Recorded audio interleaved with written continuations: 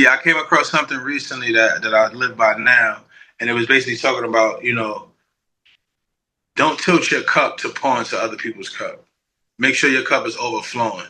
That's what I mean when I say what I say. Like pour from an overflowing cup. Not don't have to tilt because if you tilt it, then when you do one favor here, you do one there, you do one there. Before you know it, ain't nothing in your cup.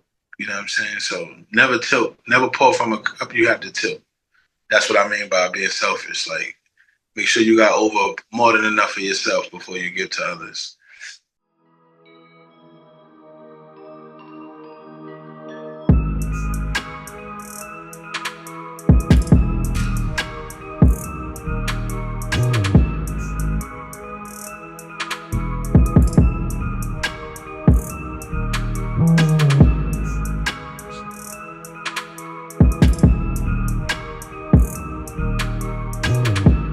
What's up, guys? Welcome to the QFM Podcast. You got your main man Gift here, and we got, Got Kenny J. How we doing today?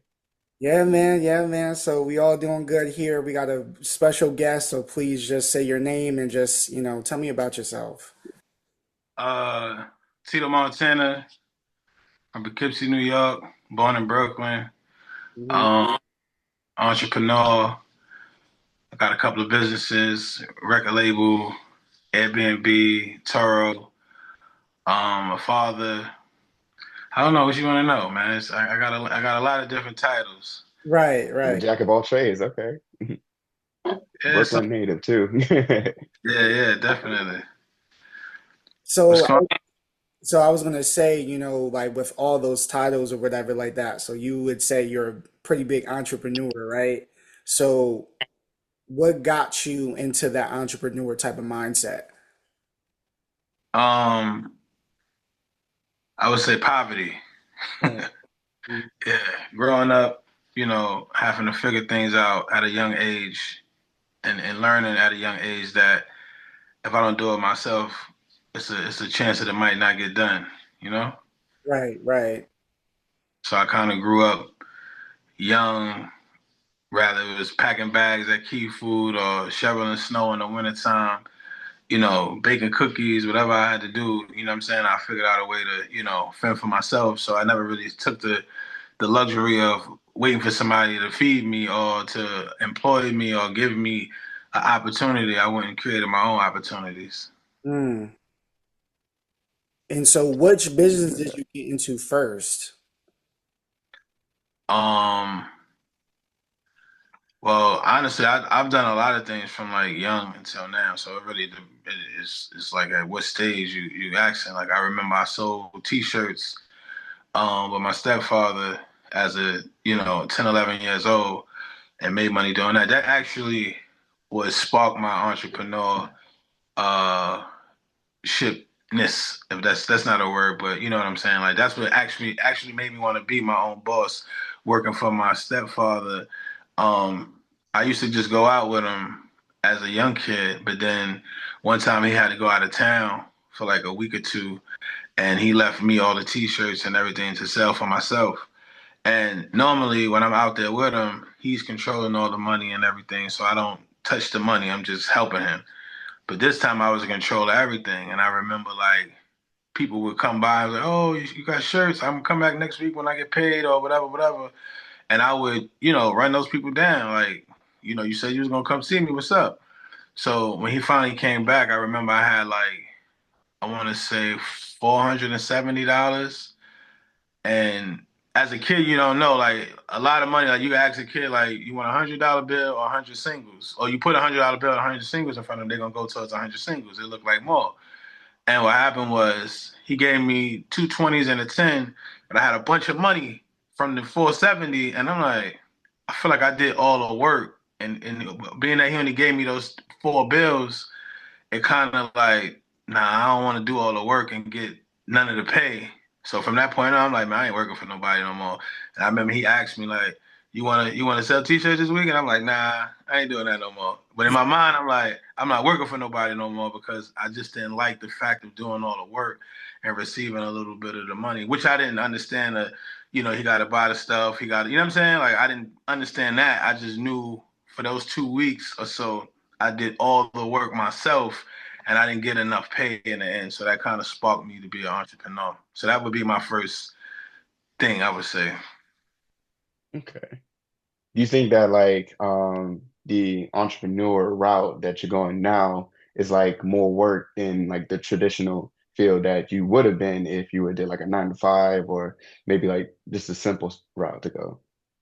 I mean, I've seen people accomplish more than me with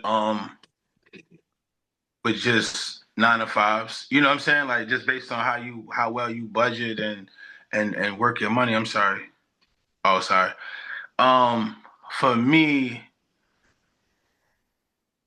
I would say it's the freedom of being an entrepreneur that I enjoy the most. You know what I'm saying? Like, it definitely has its downsides because unlike someone that works a 9 to 5, they just got to show up and then you're going to get what you're supposed to get at the end of that pay period and repeat the cycle. With an entrepreneur, it's like it's ups and downs. You know what I'm saying? Like case in point, like doing the Turo business. You do that business and you go into it thinking like, okay, I got a rental car business. I'm gonna rent these cars out. I'm gonna make a bunch of money. Da da da. And then you don't realize there's a down season. At a job, there's no down season. The business suffer from the down season, not the employees. You know what I'm saying? You show up to work, you're gonna get paid year round, but you're gonna get paid the same thing.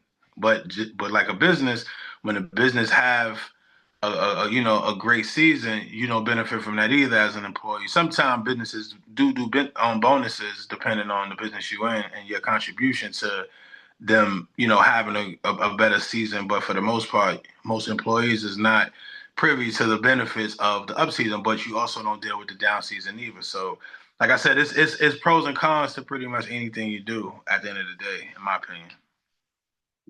Do you feel like everybody can be made to be an entrepreneur? No, Right. you can't. Yeah, yeah, you can't be made to be an entrepreneur. Like even sometimes when all you got to do is look at rich people and how they try to pass down their wealth to their loved ones, their children. If you ain't got it, you ain't got it. An entrepreneur, because it comes with a level of creativity, which some people just don't have. It comes with a level of having the ability to pivot from situations that wasn't part of the plan.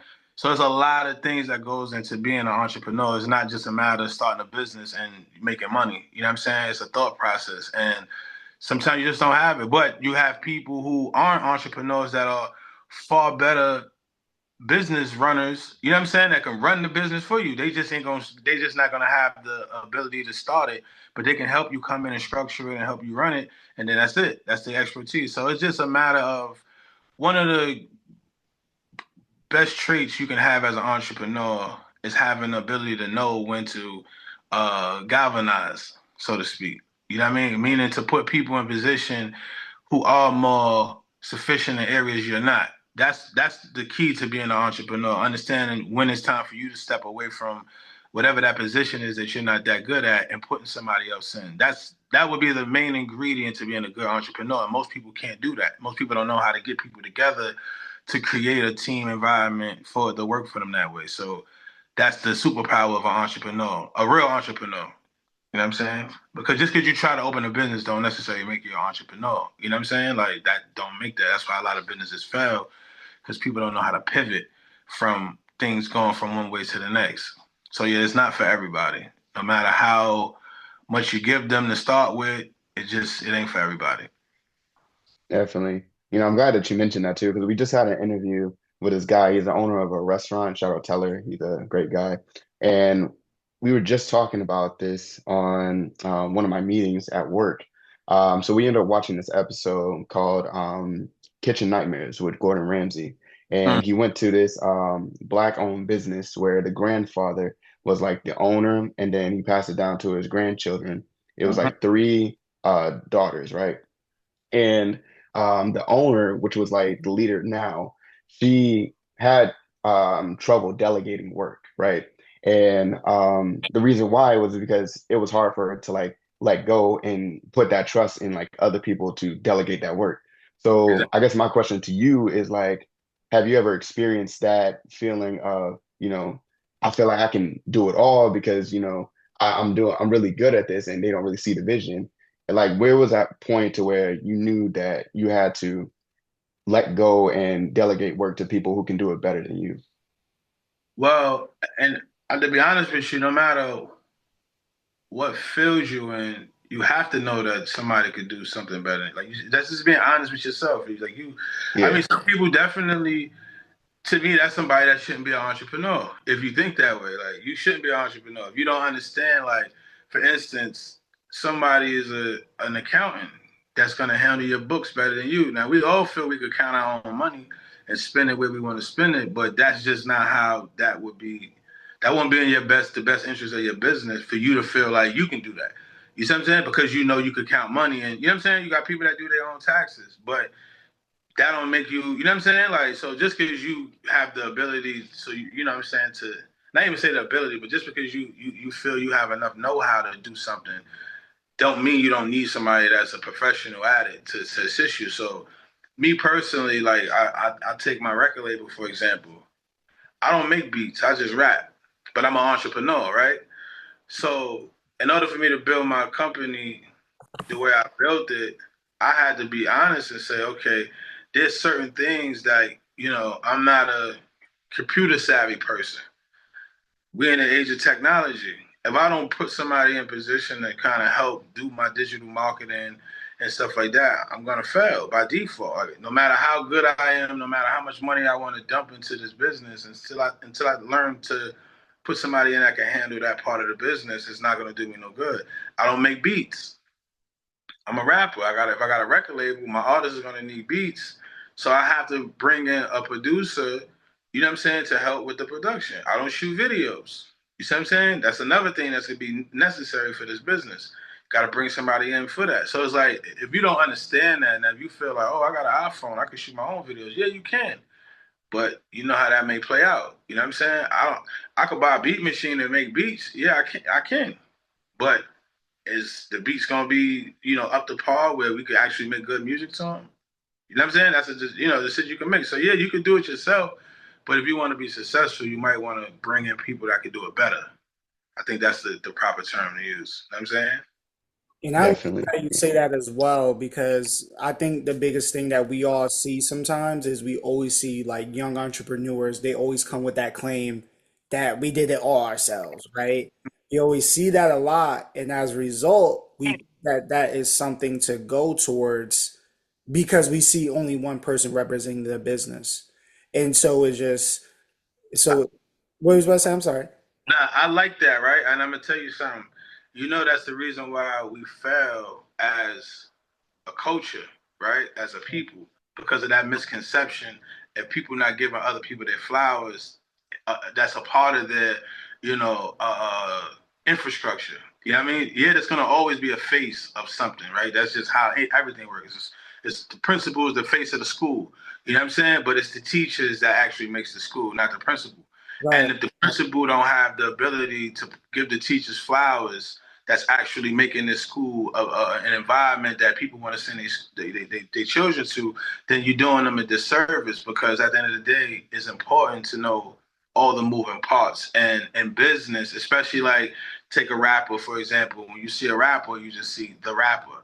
But you don't know it's 200 people behind them making that happen. And it's like they don't ever get credit. You know what I'm saying? They may get credit written in somewhere in a fine print, but it's like sometimes you gotta let people know like it's more than one engine that's running this machine. You know what I'm saying? So I totally agree with you with that. I think that's something that we struggle with, and that's the reason why people don't like to get behind other things because it's like, hold on, this person is gonna be the face. He's gonna get all the credit.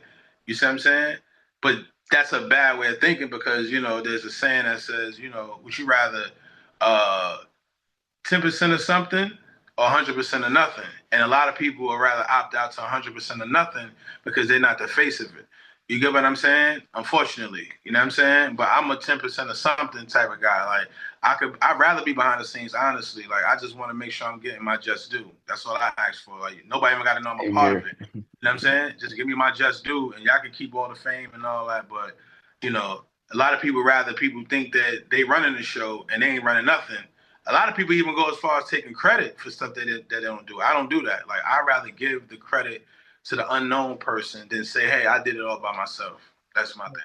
And that could be very hard doing it by yourself. Like just imagine, I think when I went to UNCG for the first time, I didn't even know where to go. I didn't know the equipment. I didn't know the editing part of it, even just the emotional part of a podcast. And then when I met Yeah, a lot of different people that brung a little bit of their ingredients into, into the podcast, it made it so much better and it make it less stress. It makes it less stressful, right? yes. KJ, he does a really good job about editing and things like that. And I'm like, yo, without you, I don't even know where I would be at. Dude. Right? And, Or and that's key to even remember that. my brother, he's like the manager now. He kind of, Mhm. I bring ideas. I'm like, dude, here you go. He's like, hey, GIF, that's not the way you're supposed to do it. It's supposed to be this way. You got to interview here. I'm like, nah, dang, he's annoying me. Right. But then I respect it because he's bringing in his own ingredients into the Expertise. Yeah, it's expertise. expertise. Yeah. Learning how to manage stuff. Like, all right, Dom, you know what? I love that, man. But it overall, just you're right. Adding that team is just great, and then also it just creates less stress. And then I could be learning from KJ. I could be learning from Dom, or they could be learning from me. So Yeah. there's just a lot of different types of knowledges that is just exchanged out there. But since we have this lone wolf mentality, then that just means that like, oh, we did this on our own, we did this on our own. No, you Yeah. have with you. Hey, what's up, guys? It's Kenny J. I'm one half of the QFM Podcast. If you made it this far to the video, I just wanted to say welcome. While you're here, you might as well go ahead and hit that like button, hit the subscribe button, and then on top of that, just go ahead and share it to a friend, family member, like grandmother or whatever. We want to get this channel to grow, and we have goals. So if you want to go ahead and support us with the channel, you might as well just help us out. It'll definitely go a long way. All right, y'all. Now back to the video. So yeah, so you had got a lot of businesses, I would say. So what are some tips that you would kind of give to a young entrepreneur? Like what are some things that you could kind of point out to them in an entrepreneur world? Well, like I was saying before, the interruption, Hmm. I would definitely just encourage originality. I think just us as humans, as much as we are prone to mimic what we see, we don't realize like our own uniqueness is really our superpower. You know what I'm saying? And I feel like that's just in anything you do, not even being an entrepreneur, just do it your way. You know what I'm saying? And you could make a difference in doing it your way because, that's how God made us as individuals, as unique, special beings. And if you tap into that and the greatness of that, then that's it. You know what I'm saying? So I feel like that's the real magic at the end of the day, like being that type of person, and understanding being your authentic self, your original self is really your greatest asset. If you could find out what that is, some people die never finding themselves, but if you could find out who you are, then that's what you need to do. And incorporate that in everything you do and you'd be good. And do you have any final questions, KJ, before anything or whatever like that? Not that I can think of. I guess this one will be cliche, but what is like one thing, like if you can go back in time and tell something to your past self, what's one thing that you would tell them with the knowledge that you know now? Um Question. 1 second. Um Sorry about that. My thing would be to man. It's funny. That's a good question. What would I tell my past self? Be more selfish. Let's say that. Yeah. You Why is that? freeze? You frozen? Uh, I think his Not can you hear camera me? might have. Oh yeah. Hey, camera. Oh, you caught up. Yeah. Yeah, I would say be more selfish. Like, not being. Sometimes I think selfish is a word that's often used in a negative way. And hold on one second. Sorry about that. It's a lot going on. Yeah, selfish is often used in a negative way, but I think um, putting yourself first is game changer. You know what I'm saying? Like to put yourself first, you can't go wrong with that. A lot of times we don't, and you end up with the short end of the stick. So that's what I would tell my younger self. Okay. So I go with like selfish with that. Yeah, that's what I would. That's what I would. That's what I would do different, and not in a bad way. Selfish. Like I said, I think selfish is used as a negative way. But when you're a giver and you don't learn to be selfish, it does you a disservice. Some people aren't givers, so they don't need to be told that. They already live in a mentality of being selfish. But I'm such a big giver that I got to learn. Like I can't be that way to everybody. You know what I'm saying? Like homeless Yeah, friends, family, children. Like I'm just a giver, giver, giver, and I'm like, no, no, no, you can't be that way. You got to be very selective and particular who you are. That you know what I'm saying? When you're a good person, you can't be good to everybody, unfortunately, because it'll cost exactly. you. Yeah, that's Yeah, what I. because it's like one of those situations where it's like if you try to help everybody, you're not really helping anyone. Yeah, I came across something recently that I live by now, and it was basically talking about don't tilt your cup to pour into other people's cup. Make sure your cup is overflowing. That's what I mean when I say what I say. Like pour from an overflowing cup. Not don't have to tilt because if you tilt it, then when you do one favor here, you do one there, you do one there. Before you know it, ain't nothing in your cup. You know what I'm saying? So never tilt. Never pour from a cup you have to tilt. That's what I mean by being selfish. Like make sure you got over more than enough for yourself before you give to others. Nice, nice. I like that. If you got anything? No, that was like such a good thing just because of like being selfish. I mean, I have a different view on like being selfish in a way, but that's a good thing that you point out. As for it doesn't, like you said, right? Your business may not apply to somebody, right? Your knowledge may not apply to everybody. So that is the same thing with being selfish, is the fact of, yes, it's good to be selfish, but only applies to a certain type of people, which is givers, right? Yeah. So I can relate to that really well, just because in a mentality to where if you're such a giver and you're providing for everybody, you're not providing for yourself or at least put a limit, then it's like you get the short end of the stick Yeah. because you were already doing something that you didn't really want to do anyways, right? It wasn't benefiting you anyways. So Yeah. what's the point? What's the point of even doing it? Yeah. And I think that's kind of hard for, I would say, for some people to kind of grasp because we view selfishness as such a negative thing. Yeah, it's used as a negative thing, but I'm like, yeah, it's not. Right, right. And I don't mean from a negative. Selfish is like, I'm not taking yours for me. You know what I'm saying? I'm just protecting what's mine. Being selfish with your own, not taking from someone else. Someone else that, like I said, if you all do praise for something you've done and I don't give that, that's selfish. That's the negative selfish. I won't ever do that. You know what I'm trying to say? I don't come from a place where I would take praise for something you deserve credit for. You know what I'm saying? You have people that's selfish where they won't even give that. That's the wrong selfish. I'm talking about when giving yourself. You know what I'm saying? Be more selfish for yourself. You know what I'm saying? What you deserve of. That's what that means. Hmm. Okay, okay. Well, thank you for the interview, Tito Montana family. I appreciate you for doing that. Nah, gotta Providing- help, man. I see. Yes, I see sir. you doing it. Shout out to your brother though, man. Your brother, the man, yo. I like your brother. That kid is the truth, man. He Shout out mean Dom. Dom is the truth, man. Your brother's the truth, man. I really, really got a soft spot for that guy because I love how he did that. Like he reached out. Like you could have reached out to me too, yeah, but he reached out, and I'm like, I like that because that's still, you know what I'm saying. And look at it. He ain't nowhere in the scene. He ain't in the camera, but he's behind the scenes.